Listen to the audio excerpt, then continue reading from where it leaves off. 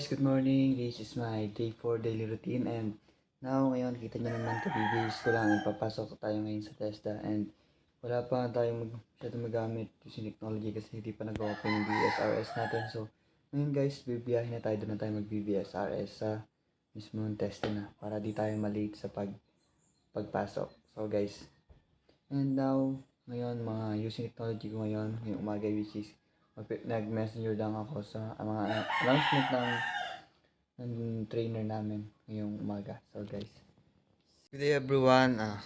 Hindi na ako nakapag-video kanina kaya ng afternoon galing testa and papakita ko na lang sa inyo kung paano ko ginagamit ang technology during na nag-attendance and hindi na ako nakapag-video kanina kasi sobrang daming ginawa and nag-review kami noon sa pagbabatter and pagbe-bedding kasi nagtitake ako ngayon ng NC2 housekeeping TESDA.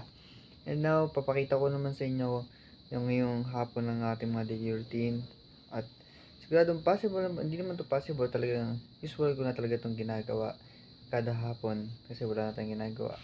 Mag-Facebook na lang tayo na maglaro ng online games, mag-YouTube and mag-TikTok.